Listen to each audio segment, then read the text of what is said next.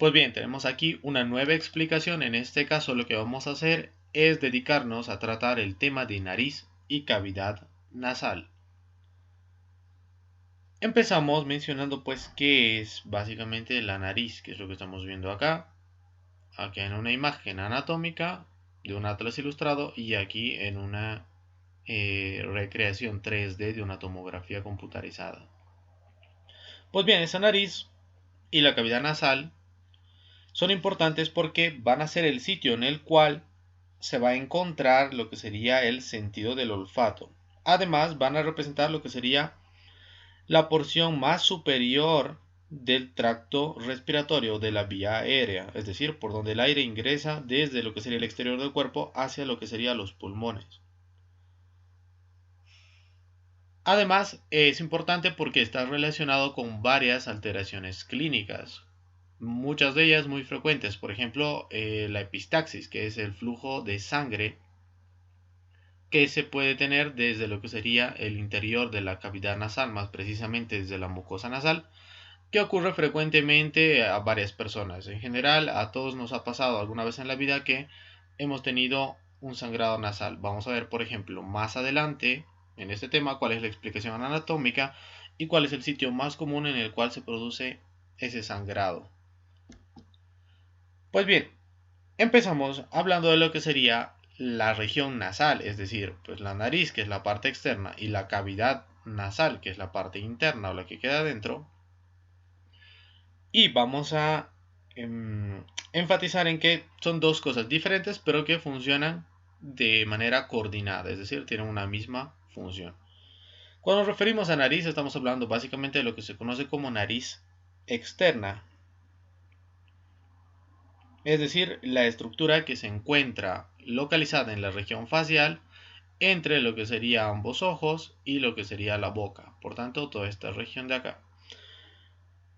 Las funciones que va a tener la nariz son básicamente la olfacción, el permitir el paso de aire durante la respiración, además filtración de partículas de polvo, sirve también para hacer más húmedo el aire inspirado, o sea, humidifica el aire que pasa hacia nuestros pulmones, y por último va a tener la última función que sería recibir y eliminar las secreciones que vienen bien sea desde los conductos nasolagrimales, como hemos visto al ver órbita y globo ocular, o bien sea desde lo que serían los senos paranasales, que están ahí mostrados de forma esquemática, que como sabemos son espacios llenos de aire que se encuentran en algunos de los huesos del viscerocráneo. Empezamos hablando entonces de lo que sería la nariz externa, es decir, esta parte de aquí que sobresale anteriormente en el rostro. Cuando hablamos de lo que sería la nariz externa, en este caso estamos viendo una visión lateral, vamos a ver que tiene diferentes partes. Empezamos mencionando lo que sería la raíz o el puente nasal, luego tenemos el dorso de la nariz, que nos lleva hacia el vértice o punta de la nariz, y que va a tener en la parte más inferior y adyacente a lo que sería el surco nasolabial, un orificio que se conoce con el nombre de narina derecha y un orificio que sería la narina izquierda, y también va a tener dos límites cada una de esas narinas. El límite lateral va a estar dado por el ala de la nariz, ya lo hemos visto al ver músculos de la expresión facial. De hecho, hay un músculo que actúa específicamente para dilatar esta narina, actuando a través de su inserción en esto que es el ala de la nariz. La estructura que separa una narina de otra, narina derecha de narina izquierda, se conoce con el nombre de tabique nasal, que como vemos es visible desde la parte externa o nariz externa, pero también se va a extender hacia el interior de lo que sería la cavidad nasal. Pues bien, eso es lo más importante en cuanto a la nariz en su visión externa, lo que vemos en el paciente en cuanto nos llega al consultorio. Viendo un poco más hacia la profundidad, una vez que retiremos lo que sería piel, tejido celular subcutáneo y estructuras musculares, encontraríamos el esqueleto de la nariz. El esqueleto de la nariz va a ser la estructura que le da su forma y soporte. Está formado por dos porciones, una porción ósea, que es la que vemos aquí arriba, y una porción cartilaginosa. La porción ósea, como su nombre dice, está formada por huesos, en este caso huesos del viscerocráneo, y es básicamente dos huesos que nos van a ayudar a formar esto. Los huesos propios de la nariz, también conocidos como huesos nasales, ahí los vemos ambos, unidos por la sutura internasal. Y estas de aquí que son las apófisis frontales del hueso maxilar. Este hueso maxilar tiene unas apófisis que se dirigen hacia el frontal y por eso son denominadas apófisis frontales. Por tanto, esos dos huesos componen lo que sería la porción ósea de lo que sería el esqueleto de la nariz. La segunda parte de la que hablábamos es su porción cartilaginosa.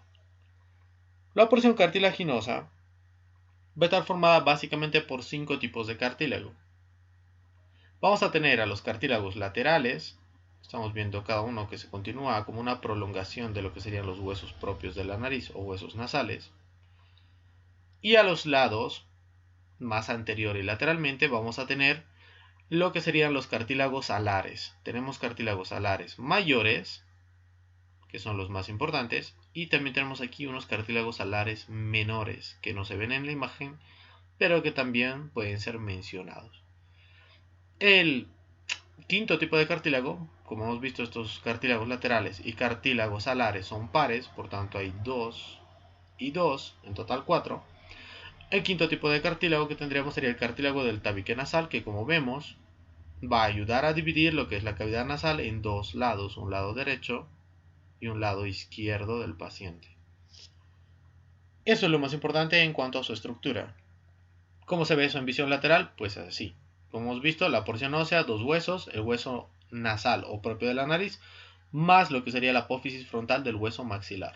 La porción cartilaginosa, 5 cartílagos. 2 son pares y 1 es impar. Los pares son los cartílagos nasales, conocidos como cartílagos laterales, y lo que serían los cartílagos alares, que como sabemos hay mayores y menores. Normalmente se toma principalmente lo que serían los cartílagos alares mayores. Entonces tenemos 2 cartílagos laterales y 2 cartílagos alares. El último cartílago lo habíamos visto que separaba una narina de otra o una cavidad nasal de la otra también, y son básicamente el cartílago del tabique nasal. Así se ven más o menos, pues en visión inferior. Aquí se ve el cartílago del tabique nasal y aquí se ven los cartílagos alares mayores, que como se ve tienen forma más o menos de una U en visión inferior. Ahora, esto es muy importante para seguir con la explicación y con todo lo que sería las estructuras anatómicas de cavidad nasal. Una vez que hemos acabado de ver todo lo que es nariz externa, que como han visto no es muy complejo, pasamos a ver lo que sería cavidad nasal. Para cavidad nasal es muy importante que no nos vayamos perdiendo, porque vamos a ir viendo esta cavidad nasal en diferentes proyecciones, en diferentes vistas. Para la explicación, los libros de anatomía clásicos van a estudiar esto a través de imágenes que se obtienen haciendo un corte. Como se ve ahí, pues está haciendo un corte en el plano sagital, más precisamente en un plano parasagital que divide en dos mitades la fosa nasal derecha y la cavidad nasal derecha. Entonces, si nosotros vemos ese corte, pues depende de qué lado lo veamos. Si lo vemos como en la flecha desde aquí, lo que estaríamos viendo va a ser el tabique nasal. Si vemos en cambio de este lado, lo que veríamos sería la pared lateral de la cavidad nasal derecha. Esto es importante para que no nos vayamos perdiendo en las imágenes siguientes, que si no las identifican adecuadamente se van a ir confundiendo y se van a ir perdiendo en la explicación. Entonces, como hemos dicho, si hacemos ese corte sagital y vemos desde este lado, retiraríamos todo esto del paciente, veríamos lo que sería el tabique nasal. ¿Y cómo se ve ese tabique nasal? Pues se ve así. El tabique nasal, como estamos viendo, aquí tenemos la parte de la frente, la nariz, con lo que era la raíz de la nariz, el dorso, el vértice. Aquí estaría pues lo que era la apertura de la cavidad nasal. En fin, estamos viendo todo lo que sería el tabique nasal desde el lado derecho del paciente. Si hacemos el mismo corte pero vemos desde el otro lado, retiraríamos todo esto de la persona y lo que vamos a ver es la pared lateral de la cavidad nasal derecha. Por tanto, veríamos algo así. Como vemos, la pared lateral tiene varias elevaciones que son básicamente los cornetes nasales. Los vamos a explicar con más detalle a continuación. Y lo que sería el tabique nasal, es decir, lo que está separando ambas cavidades nasales, cuando vemos eso desde este corte, mismo corte pero visión lateral, retiramos todo este lado derecho, el tabique nasal se ve más bien liso, no tiene esas elevaciones y por tanto se ve prácticamente de forma plana la unión de todos esos. Pues bien, ahora que nos hemos situado en eso, vamos a explicar la primera de las visiones. Hacemos ese corte sagital, vemos desde la parte lateral y por tanto vemos lo que es el tabique. ¿Cómo está constituido el tabique nasal, que es la estructura que separa ambas cavidades nasales? Pues tiene también una porción ósea y una porción cartilaginosa. La porción ósea está formada básicamente por 4 huesos, 2 más importantes y 2 menos importantes. Los más importantes van a ser este de aquí, que sería el etmoides, a través de su lámina perpendicular, lo hemos visto al ver base de cráneo, va a formar todo lo que sería la porción más superior de lo que sería el tabique nasal. Más inferior y posterior vamos a tener otra estructura ósea que sería el hueso vomer. Este hueso vomer, entonces, juntamente con lo que sería la lámina perpendicular del etmoides, van a configurar la parte principal, o van a ser los huesos principales, para formar lo que sería el tabique nasal en su porción ósea. Los dos que ayudan o contribuyen, pero de forma minoritaria, con partes muy chiquititas a lo que sería el tabique nasal, van a ser el hueso maxilar, a través de lo que se conoce como cresta del maxilar, y lo que sería el hueso palatino, a través de lo que sería la cresta nasal del palatino. Por tanto, el tabique nasal en su porción ósea está formado por 4 huesos, 2 que son los principales, el etmoides con su lámina perpendicular y el vomer, y 2 que dan una pequeña contribución que serían el maxilar y el palatino a través de lo que serían sus crestas nasales. El resto de lo que sería el tabique nasal está formado por una porción que es la porción cartilaginosa, que es básicamente el cartílago del tabique nasal que ya habíamos mencionado al hablar de lo que era la nariz externa. Además, puede existir un cartílago adicional que no es muy mencionado en los libros, pero que puede caer en alguna pregunta del examen, que es este de aquí, que es el cartílago vomeronasal. Como ven, es un cartílago pequeño, minoritario, que simplemente contribuye a formar lo que sería el tabique nasal en la parte más anterior. Y se articula entre lo que sería el vomer, que queda por detrás, y lo que sería el cartílago nasal, que queda por delante. Bien, ahora explicamos el mismo corte, es decir, un corte en el plano sagital, pero viendo desde el lado izquierdo del paciente. Por tanto, retiramos todo lo que sería el lado izquierdo del paciente, también retiramos el tabique nasal y nos vamos a quedar solamente con esto de aquí, que sería la pared lateral de la cavidad nasal derecha, que se vería así. Como vemos, todo lo que sería la pared lateral de la cavidad nasal es irregular, ya habíamos mencionado, y va a tener la presencia de diferentes huesos. Los vamos a identificar mucho mejor si los tenemos a colores. Entonces, ¿qué huesos van a formar lo que sería la pared lateral de las cavidades nasales? Tenemos varios huesos yendo de anterior hacia posterior y de superior a inferior. Vamos a tener primero este de aquí, que sería el hueso nasal, también conocido como hueso propio de la nariz. Más hacia un lado vamos a tener el hueso maxilar, especialmente lo que correspondía a lo que era su apófisis frontal del hueso maxilar. Más hacia atrás vamos a tener una serie de relieves o elevaciones en esa pared lateral, que son los cornetes nasales. Estos cornetes nasales se denominan de acuerdo a su posición como cornete nasal superior, cornete nasal medio y cornete nasal inferior. Por tanto, tenemos básicamente 3 cornetes nasales, aunque en algunos libros clásicos, por ejemplo en Testi, aparece un cornete nasal supremo o de Zucker-Kandel aquí arriba. Pero por ahora, pues básicamente esos 3 son los más importantes. Los primeros 2, que serían el cornete nasal superior y el cornete nasal medio, son en realidad prolongaciones del hueso etmoides, por tanto no son huesos por separado. El cornete nasal inferior sí es un hueso por separado, es un hueso diferente de todos los demás que ya hemos visto en viscerocráneo y se encuentra en la parte más inferior, es además el más grande de los cornetes nasales. ¿Qué otros huesos van a formar entonces lo que sería la cavidad nasal? Pues la parte del techo de la cavidad nasal está formada principalmente por lo que sería la porción nasal del hueso frontal. Lo hemos visto al ver el hueso frontal, tiene un video específicamente de ese hueso. Y también lo que sería la lámina transversa del hueso etmoides, que también se la conoce como lámina cribosa, porque está perforada por múltiples orificios para permitir el paso del primer par craneal o de las fibras que van a formar el primer par craneal, que es el nervio olfatorio. Acá encima encontraremos el bulbo olfatorio en los canales etmoidales.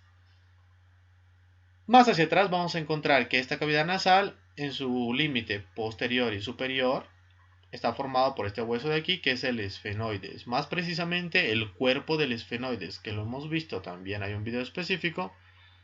Va a estar formando parte de lo que sería la cavidad nasal, especialmente con su cara anterior y cara inferior del cuerpo del esfenoides. La parte que se encuentra más atrás de esta pared lateral, lo que vemos en color amarillo, está formado por lo que sería el hueso palatino. Y todavía más atrás, ya prácticamente no forma parte de la cavidad nasal, pero sí está relacionado de alguna forma, tenemos los apófisis pterigoides. Esta es la lámina medial del apófisis pterigoides con el gancho pterigoideo. Y esta es la apófisis lateral de la lámina lateral del apófisis pterigoides. Entonces, huesos que conforman lo que sería la pared lateral de la cavidad nasal. El hueso nasal, el hueso maxilar, bien sea a través de lo que sería su porción nasal o bien sea a través de lo que es la apófisis frontal de ese maxilar. El hueso etmoides, configurando la mayor parte del techo junto con lo que sería la porción nasal del frontal. Y también va a configurar dos elevaciones que son los cornetes nasales superior y cornete nasal medio. Un hueso aparte que es el cornete nasal inferior, que es además el más grande de todos los cornetes. Y hacia atrás tendríamos lo que sería el hueso palatino y un poquito lo que son las apófisis pterigoides. Lo que sería el límite posterior de la cavidad nasal está formado por el cuerpo del esfenoides. Pues bien, eso es lo que corresponde a la pared lateral. ¿Cómo se vería esa pared lateral si haríamos el corte ya no en un cráneo como aquí, sino que lo haríamos en un cadáver? Pues se verían las estructuras blandas que están revistiendo normalmente todo lo que es la porción ósea.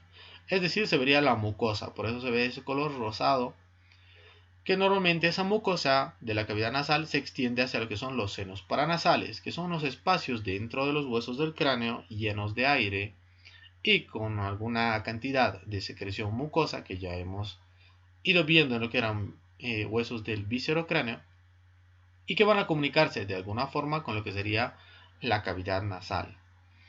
Además, nos va a permitir ver que hacia adelante, en la parte que se relaciona con lo que sería las narinas, es decir, las aperturas anteriores, vamos a tener una región que se conoce como vestíbulo nasal. Ese vestíbulo nasal va a ser la parte en la cual se encuentren estas vibrisas, que son básicamente los pelos de la nariz. Tienen funciones de filtrar las partículas que vayan ingresando contenidas en el aire que se dirige hacia lo que sería la vía aérea inferior y los pulmones. Tenemos los cornetes nasales. ¿Para qué sirven los cornetes nasales? Como hemos visto, están formados por huesos, pero ¿para qué sirven? Sirven básicamente para ampliar la superficie de la mucosa nasal y de esa forma hay una mayor filtración, se caliente más el aire que se dirige hacia el interior de los pulmones y también puedan humedecerse mejor ese aire de forma tal que la función de intercambio gaseosa sea más eficiente. Vemos que hacia atrás se va a comunicar lo que es la cavidad nasal con la faringe a través de lo que se conoce como nasofaringe. Y ahí vemos una estructura importante que es la trompa auditiva, también conocida como trompa faringotimpánica, que es básicamente un conducto que comunica lo que sería, como vemos, la faringe, más específicamente la nasofaringe, con lo que es el oído medio, de forma tal que se pueda regular especialmente la presión que hay en el oído medio y los huesecillos del oído puedan actuar de mejor manera para transmitir los impulsos auditivos o las vibraciones que sean percibidas por el tímpano o membrana timpánica. Este orificio de la trompa auditiva o faringea puede obstruirse por diferentes razones. Primero porque haya muchas secreciones, por ejemplo cuando hay una infección en el oído medio.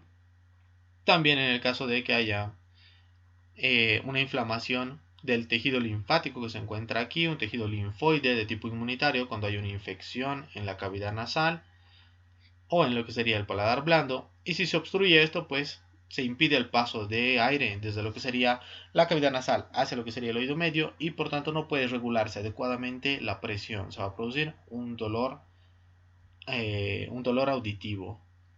Un dolor en lo que sería, pues todo lo que sería el aparato de audición, puede dar trastornos en la audición, disminución de lo que sería la sensibilidad a los sonidos, también puede dar el tinnitus, que es ese sonido agudo que escucha una persona de forma constante y no puede quitárselo.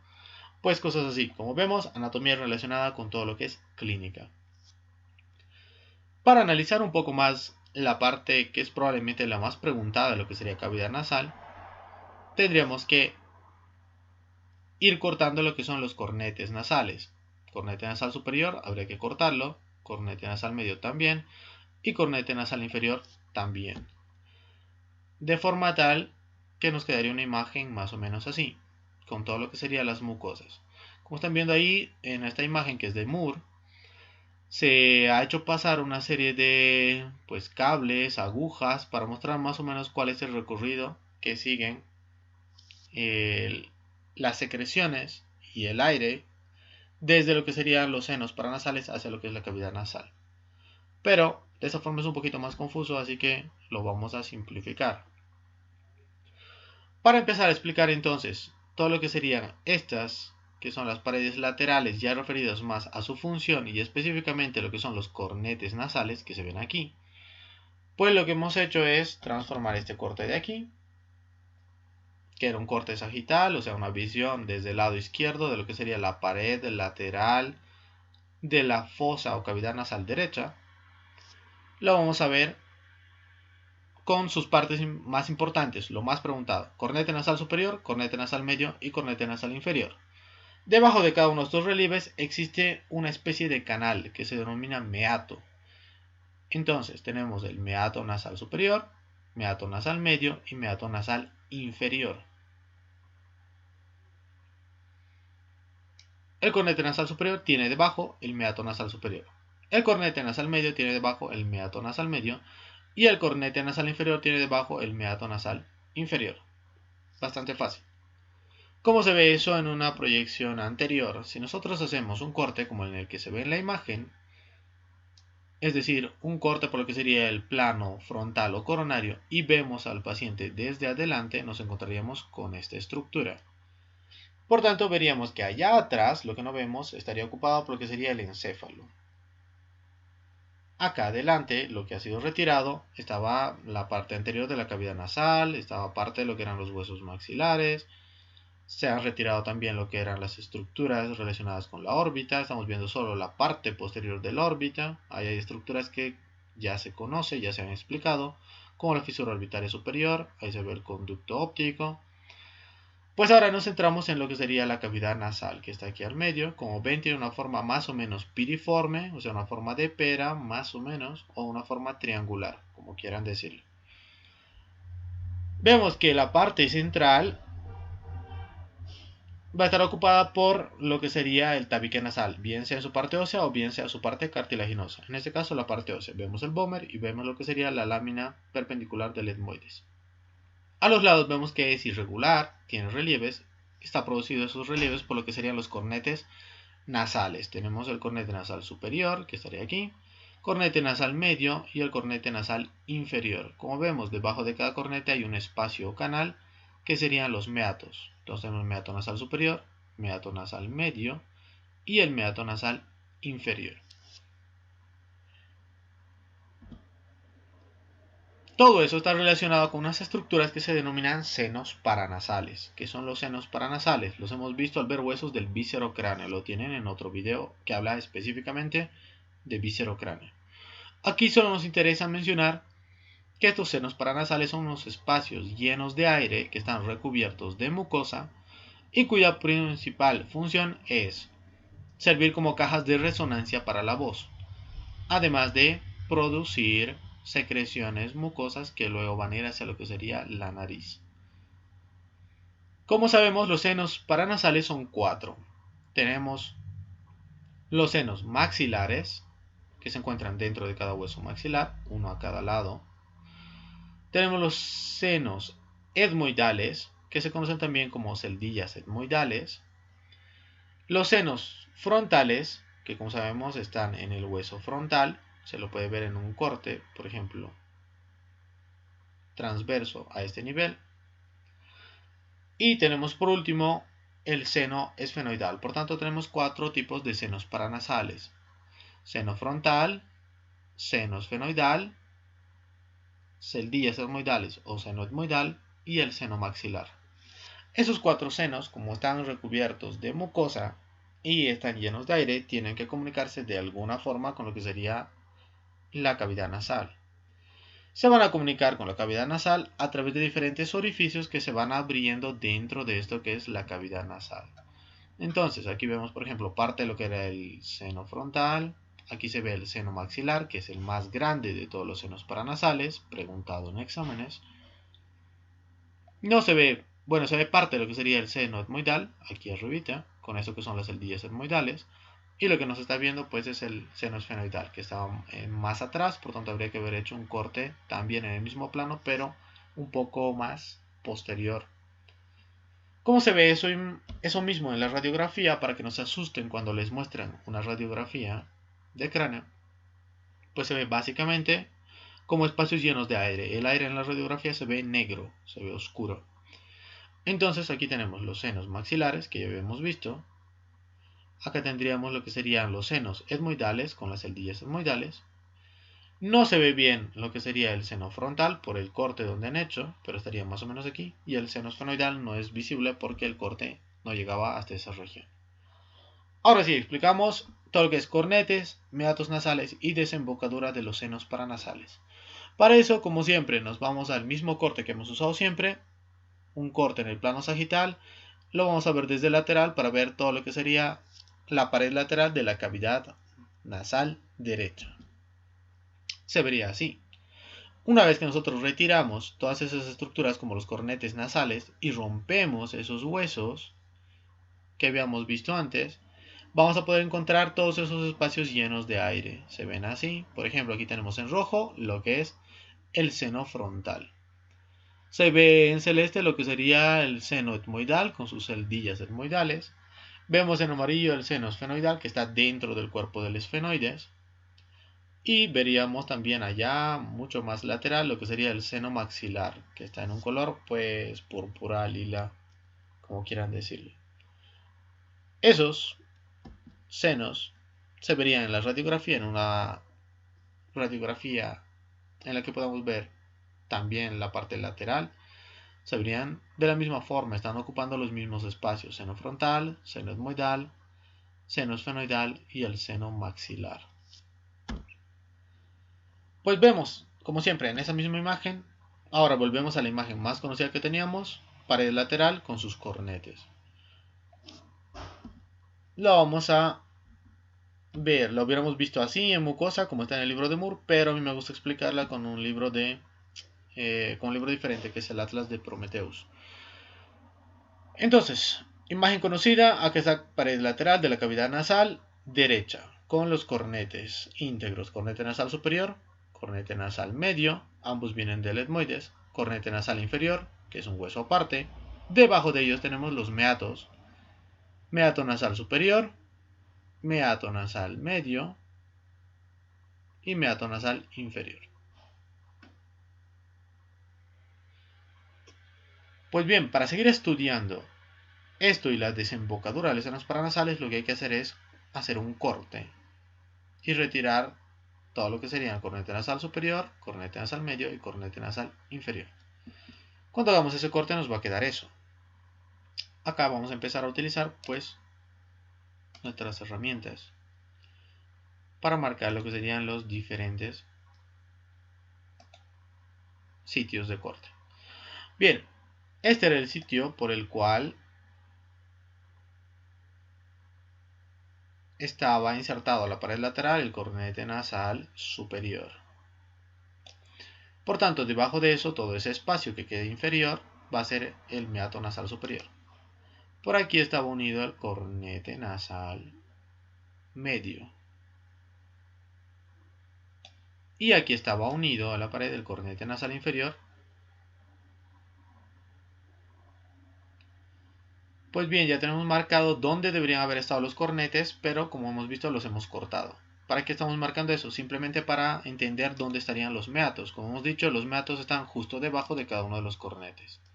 Debajo del cornete nasal superior está el meato nasal superior, lo estamos pintando en amarillo. Pues es todo ese canal.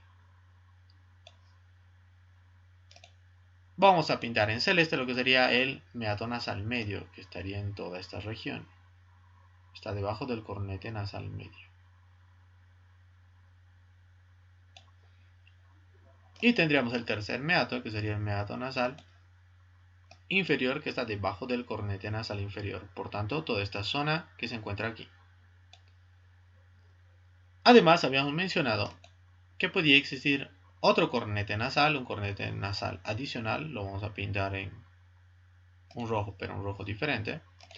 En un rojo un poquito más oscuro. Pues este no es constante y solo aparece en algunos libros. Que sería el cornete nasal supremo o de supercandle, que es este de aquí.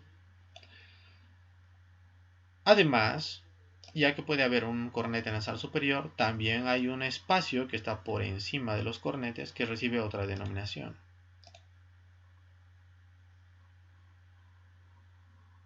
Lo vamos a hacer en color púrpura. Y es este de aquí. Eso de ahí se denomina receso esfenoetmoidal. Pues bien, ya tenemos todos los cornetes nasales y todos los meatos.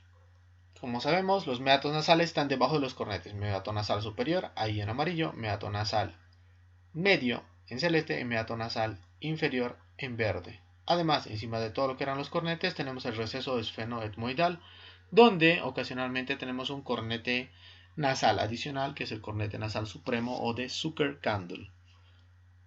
¿Para qué estamos viendo eso? Para que pasemos a lo siguiente, que es básicamente cómo van a desembocar o cómo va a salir todas las secreciones que se produzcan en cada uno de los senos paranasales hacia lo que sería la cavidad nasal.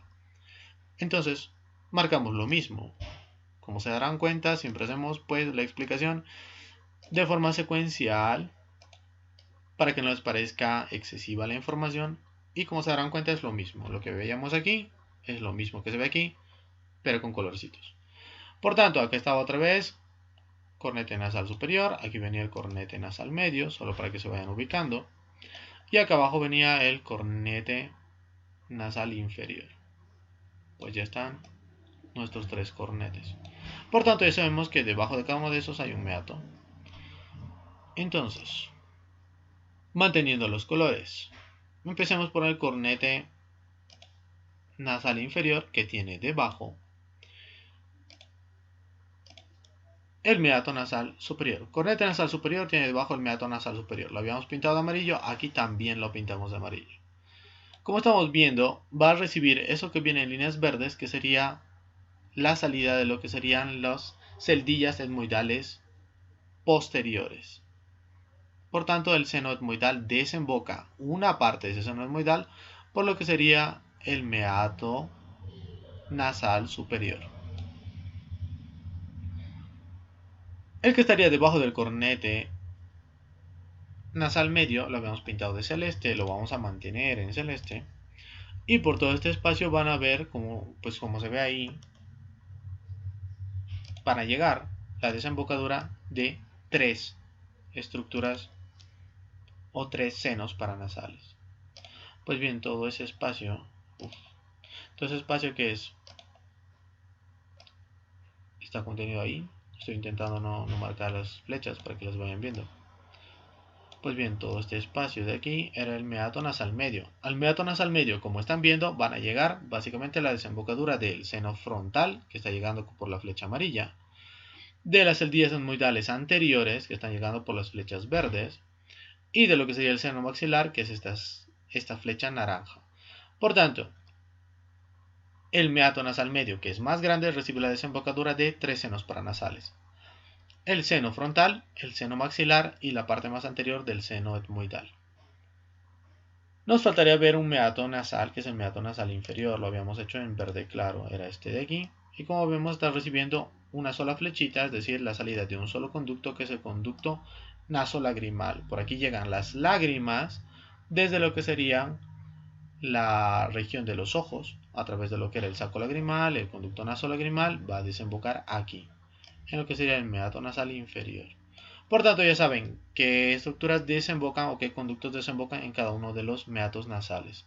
Nos faltaría solamente mencionar el receso esfenoetmoidal, que como hemos dicho era la parte que se encontraba por encima del cornete nasal superior y como vemos recibe una sola estructura o la salida de secreciones de una sola parte, que sería esto de aquí, que es el seno esfenoidal. Entonces, con esto se pueden responder preguntas muy comunes de los exámenes, que son la desembocadura de los senos paranasales. Donde desemboca el seno esfenoidal, lo están viendo ahí.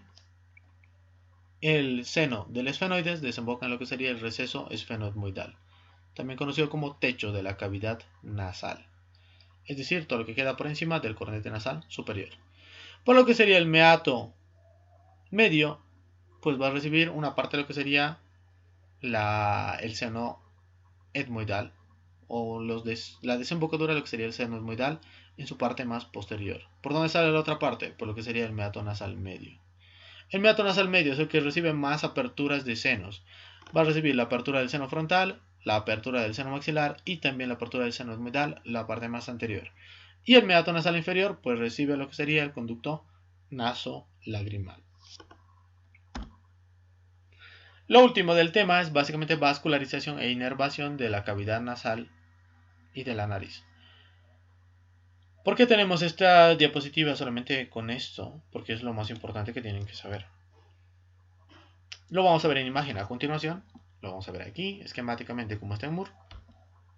Pero, con solamente este listado de las 5 arterias que le dan vascularización a la nariz, se pueden responder muchas preguntas. Vamos a tener que la irrigación de la nariz viene de básicamente 3 sistemas arteriales. Pueden venir de la arteria oftálmica, que es una rama de la carótida interna. Pueden venir de la arteria maxilar, estas dos, que son ramas de la carótida externa. O también pueden venir de la arteria facial, que también es rama de la carótida externa. Por tanto, arteria maxilar y arteria facial vienen de la carótida externa. Las otras dos, que vienen de la oftálmica, que serían las etmoidales, vienen de la carótida interna. Por tanto, la irrigación de lo que sería la cavidad nasal viene de dos sistemas arteriales, carótida interna a través de la oftálmica o carótida externa a través de lo que sería la maxilar o la facial. Pues bien, la oftálmica nos va a dar dos ramitas que son las etmoidales, las vamos a ver a continuación.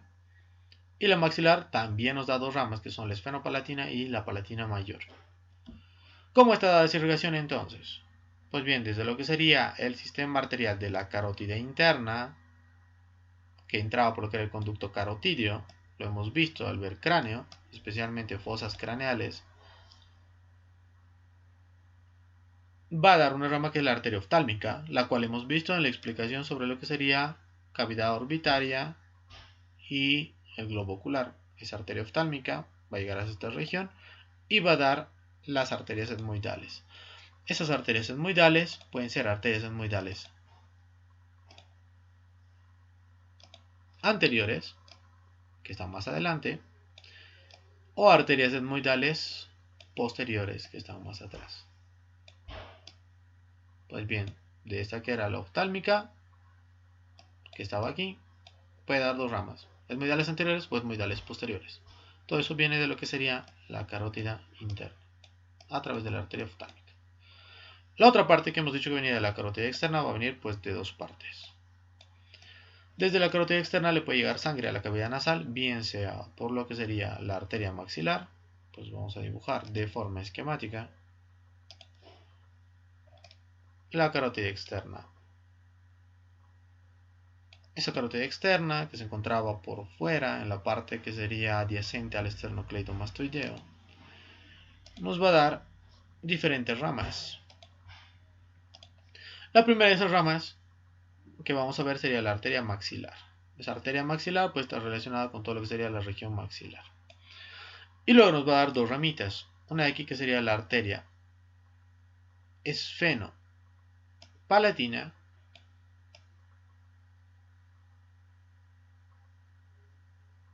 que va a dar ramas que vengan bien sea por este, que es el agujero esfenopalatino, o bien sea por la región más posterior.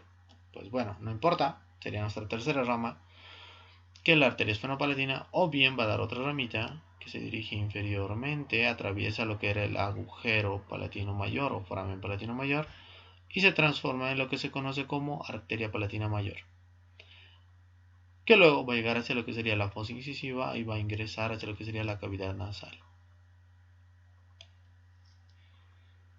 La última parte de la irrigación va a ser la parte más anterior de la cavidad nasal. En este caso estamos viendo la parte lateral de la cavidad nasal, aunque es muy parecido a lo que ocurre en lo que sería el tabique nasal. Y se va a dar a través de lo que sería la arteria facial, que era la arteria que daba irrigación a la mayor parte de la cara. ¿Lo hace a través de qué? De las ramas nasales laterales. Por tanto, irrigación de lo que sería la cavidad nasal viene de dos sistemas arteriales: carótida interna a través de la arteria oftálmica, o carótida externa a través bien sea de la maxilar o bien sea de la arteria facial. De todos esos van a salir 5 ramas que son las que van a dar la irrigación a la cavidad nasal. La primera de las ramas viene de lo que sería la oftálmica, y la arteria etmoidal anterior. La segunda de las ramas también viene de la oftálmica, es las arterias etmoidales posteriores.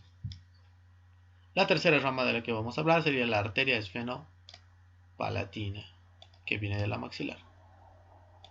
La cuarta de las ramas sería la arteria palatina mayor, que también viene de la maxilar. Y la quinta de las ramas serían las ramas nasales laterales, que vienen de la arteria facial, que también venía de lo que era la carótida externa. Pues bien, ahí están las 4 ramas: etmoidales anteriores, posteriores, arteria esfenopalatina, arteria palatina mayor y las ramas nasales laterales. Las 5 que van a dar la irrigación a todo lo que es la pared lateral y también a la pared medial.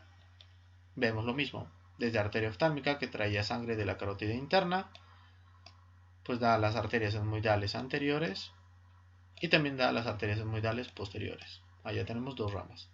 Las siguientes ramas, pues tenemos la arteria esfenopalatina, que viene desde la maxilar, y también tenemos a la arteria palatina mayor, que también viene de la maxilar, que luego atraviesa lo que sería el conducto incisivo y llega hacia lo que es la cavidad nasal. Y la quinta rama eran las ramas, pues en este caso serían también ramas de la arteria facial, pero hace rato eran ramas laterales, ahora para el tabique nasal son ramas septales, es lo único que cambia. Ramas septales de la arteria labial superior, que a su vez viene de la arteria facial. Por tanto, esta sería la quinta ramita. Ahora sí, lo que mencionábamos al principio de lo que era la explicación, hablábamos de lo que era la epistaxis, es decir, un sangrado que proviene de lo que sería la cavidad nasal. Se va a dar en esta área, que es el área de Kieselbach. El área de Kieselbach va a ser un área en el cual hay abundantes comunicaciones entre las 5 ramas que llegan, por tanto es el área más vascularizada de todo lo que es la cavidad nasal y es el sitio por el que más comúnmente se producen sangrados o epistaxis. Preguntaban los exámenes. Lo último, inervación de la cavidad nasal. Pues la inervación de la cavidad nasal va a estar básicamente dividido. Bueno, toda la inervación de la cavidad nasal va a ser de 2 tipos. Tenemos inervación sensorial, que sería el primer tipo de inervación, la vamos a hacer en negro. La inervación sensorial, es decir, el sentido del olfato, va a estar dado por lo que sería el primer par craneal, se escribe así en números romanos, que es también conocido como el nervio olfatorio. Como vemos, pues va a estar localizado en la parte más superior de la cavidad nasal, básicamente en lo que sería el techo de la cavidad nasal y la parte más superior de las paredes laterales de la cavidad nasal y tabique. Desde ahí los axones salen hacia lo que es el bulbo olfatorio, atravesando lo que era la lámina cribosa del etmoides, y luego van como cintillas olfatorias hacia lo que sería el encéfalo. El segundo tipo de inervación lo vamos a hacer en rojo porque se nota más, y ese segundo tipo de inervación pues va a ser la inervación sensitiva general, es decir, sensaciones como el dolor, el calor, la vibración, la presión. Y como sabemos, eso en todo lo que es la región de la cara está transportado por el segundo tipo de inervación, que sería el par craneal 5, también conocido como trigémino. Lo va a hacer a través de dos de sus ramas que están pues separadas por una línea que va más o menos en esta dirección, en este sentido, y va a separar los dos territorios de inervación. La parte más anterior y superior está inervada por lo que sería su primera porción, es decir, la primera parte del quinto par craneal, también conocida como nervio oftálmico. La parte más inferior y posterior, es decir, todo esto de acá, va a estar inervado por la segunda parte del trigémino, es decir, ramas que vengan del nervio maxilar. Pues, ¿cuáles van a ser esos nervios que van a dar? De la parte más anterior y superior, es decir, ramas que vengan del nervio oftálmico, vamos a tener principalmente lo que serían los nervios etmoidales anteriores, que es el más importante, lo están viendo ahí, y nervios etmoidales posteriores, que es menos importante porque inerva una parte más chiquitilla. Principalmente eso, aunque la parte que está más cercana a lo que sería el vestíbulo de la nariz, pues va a llegar por lo que sería el nervio infraorbitario, que sería excepción a esta regla porque el nervio infraorbitario, como ustedes han visto, cuando hemos visto inervación de la cara, viene desde lo que sería la segunda porción del trigémino o nervio maxilar. El resto de inervación de todo lo que sería la parte más posterior e inferior de la cavidad nasal, pues va a venir por diferentes ramas de lo que sería el nervio maxilar o segunda parte del trigémino. Entre esas, las más importantes, vamos a tener pues lo que sería la inervación que venga por todo lo relacionado con lo que sería el palatino y el esfenoides. Es decir, la parte lateral o lo que sería la pared lateral de la cavidad nasal va a estar dada principalmente sin inervación por el nervio palatino mayor. Lo estamos viendo aquí abajo. Pues el nervio palatino mayor, bien sea a través de sus ramas antes de entrar en lo que era el agujero palatino, o bien sea después de su trayecto en lo que era el paladar, subiendo por lo que era el conducto nasopalatino de la fosa incisiva para dar inervación a la parte de más adelante. Y el tabique está dado por lo que sería el nervio nasopalatino, que también venía de lo que es el maxilar. Pues bien, como ven, pues la inervación está bastante sencilla, siempre viene del trigémino. Dependiendo de si es anterior o superior, vendrá de ramas del oftálmico, si es posterior o inferior, vendrá de ramas de la porción maxilar. Y eso es todo lo que sería región nasal y cavidad nasal. Pues bien, como han visto, un video bastante detallado donde nos hemos centrado en lo más importante, lo más preguntado en los exámenes, ponerle atención especial a lo que serían los senos paranasales y dónde se abre cada uno de esos senos paranasales a través de lo que serían los meatos nasales, un repaso a lo que serían los cornetes nasales, que es lo que más se pregunta. Y como ven, pues después de eso no es un tema demasiado complicado. Pues espero que el video les sirva y hasta la siguiente explicación.